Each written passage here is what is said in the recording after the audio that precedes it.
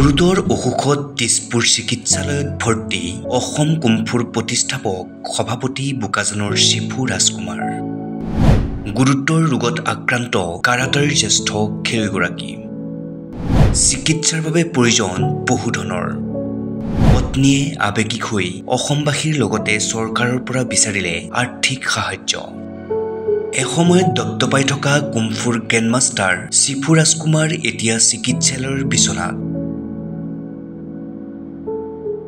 কেইবাটাও দশক জুৰি অসমত কুমফুৰ প্ৰচাৰ আৰু প্ৰশিক্ষণৰ বাবে নিৰবিচ্ছিন্নভাৱে কাম কৰি অহা অসম কুমফু স্পৰ্টছ এছ'চিয়েশ্যনৰ প্ৰতিষ্ঠাপক সভাপতি তথা অল ইণ্ডিয়া কুমফু ফেডাৰেশ্যনৰ উপসভাপতি শিফু ৰাজকুমাৰ চিকিৎসালয়ৰ বিচনাত আৰোগ্য হোৱাৰ ক্ষণ গণিছে। এগৰাকী কুমফুৰ গ্ৰেণ্ডমাষ্টাৰ হোৱাৰ উপৰি আন্তঃৰাষ্ট্ৰীয় পৰ্যায়ৰ প্ৰশিক্ষক শিফু ৰাজকুমাৰ। সুদিনালৈকে কুমফুৰ প্ৰশিক্ষণ প্ৰদান কৰি আছিল 52 বছৰীয়া এইজন কুমফুৰ গ্ৰেণ্ডমাষ্টাৰে। তেওঁ আজি গণেশগুৰি দিছপুৰ চিকিৎসালয়ৰ বিচনাত। 3 দিনৰ বাবে গুৱাহাটী চিকিৎসা মহাবিদ্যালয় হস্পিটেলত ভৰ্তি কৰোৱাৰ পাছত যোৱা 12 ফেব্ৰুৱাৰীত তেওঁক ভৰ্তি কৰোৱা হয় দিছপুৰ হস্পিটেলত। কিন্তু উন্নত চিকিৎসাৰ বাবে প্ৰয়োজনীয় ধন যোগাৰ কৰিবলৈ অপাৰগ পৰিয়ালৰ লোক। পৰিয়ালৰ যি জমাধন আছিল ইতিমধ্যে শেষ হৈছে। চিকিৎসাৰ বাবে এতিয়াও প্ৰয়োজনীয় বহু টকাৰ।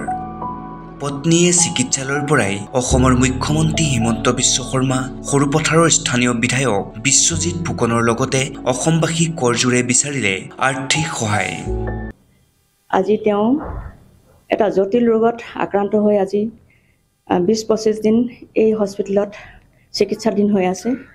গতিকে তেওঁক আমি যিমানখিনি পাৰিছোঁ সিমানখিনি আমি ডক্টৰৰ পৰামৰ্শ মতে আমি চিকিৎসা কৰিবলৈ আগবাঢ়িছোঁ। আৰু ইতিমধ্যে আমাৰ আৰ্থিক দিশটো একেবাৰে কমজোৰ হৈ পৰিছে। গতিকে মই আমাৰ CM ছাৰ হিমন্ত বিশ্ব শৰ্মা ছাৰক আৰু আমাৰ সৰুপথাৰ সমষ্টিৰ বিধায়ক আমাৰ বিশ্বজিৎ ফুকন ডাঙৰীয়া দেৱক আৰু অসমৰ ৰাইজক মই কাতৰেৰে অনুৰোধ কৰিছোঁ যেন মোৰ মানুহজনক সুস্থ কৰি দিয়ে।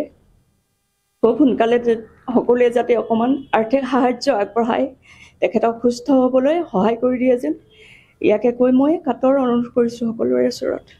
কুমফুৰ গ্ৰেণ্ডমাষ্টাৰগৰাকীক আৰোগ্য কৰি তুলিবলৈ অহৰ্নিশে কাষত আছে অসম কুমফু স্পৰ্টছ এছ'চিয়েশ্যনৰ কেইবাগৰাকীও সদস্য। জ্যেষ্ঠ প্ৰশিক্ষকগৰাকীৰ বাবে আৰ্থিক সহযোগিতা বিচাৰিলে এছ'চিয়েশ্যনৰ উপসভাপতি উজ্জ্বল বসুমতাৰীও। আমি সুস্থ কৰিবৰ কাৰণে আমাৰ এছ'চিয়েশ্যনৰ ফালৰ পৰা যথেষ্টখিনি আমি যোনে যেনেকুৱা পাৰে 2-1 দি পেলাই তেওঁক আজি ট্ৰিটমেণ্ট কৰি আছোঁ। আৰু তেওঁৰ মিছেছ আছে, মিছেছৰ ফালৰ পৰাও যিখিনি আৰ্থিক আছিল ইতিমধ্যে শেষ হৈছে। গতিকে এওঁৰ ট্ৰিটমেণ্টটো অলপ দীঘলীয়া হ'ব। গতিকে মই ইয়াৰ পৰাই আমাৰ মুখ্যমন্ত্ৰী হিমন্ত বিশ্ব শৰ্মা ডাঙৰীয়াক কাতৰে অনুৰোধ কৰিছোঁ, এজন অসমৰ সুনাগৰিক, এজন ভাল খেলুৱৈ যাতে আমাৰ হাতৰ পৰা যাতে হেৰাই নাযায় বা তেওঁ আমি সুস্থ কৰি তুলিব লাগে। সকলোৱে মিলি NGOকো কৈছোঁ আৰু আমাৰ মুখ্যমন্ত্ৰী ডাঙৰীয়াকো কৈছোঁ যাতে এটা বিহিত ব্যৱস্থা ল'লে আমি এছ'চিয়েশ্যনৰ পৰা আপোনাক ধন্যবাদ দিম। কুমফুৰ বাবে বহুখিনি ত্যাগ স্বীকাৰ কৰিছে শিফু ৰাজকুমাৰে। কেৱল কুমফুৰ বাবেই চাকৰি পৰ্যন্ত বিসৰ্জন দিছিল এইগৰাকী কুমফুৰ দৰে সমৰ কলাৰ খ্যাতিসম্পন্ন প্ৰশিক্ষকে।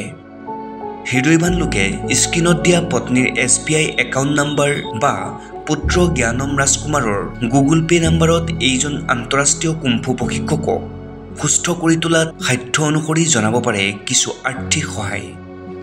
লগতে স্থানীয় বিধায়ক বিশ্বজিৎ ফুকনে বিষয়টো গুৰুত্ব সহকাৰে লৈ চৰকাৰৰ জৰিয়তে এইজন কুমফুৰ গ্ৰেণ্ডমাষ্টাৰক যেন ক্ৰীড়া ক্ষেত্ৰখনত আৰু আগুৱাই নিবলৈ সোনকালে সুস্থ কৰি তোলাত সহায়ৰ হাত আগবঢ়ায়।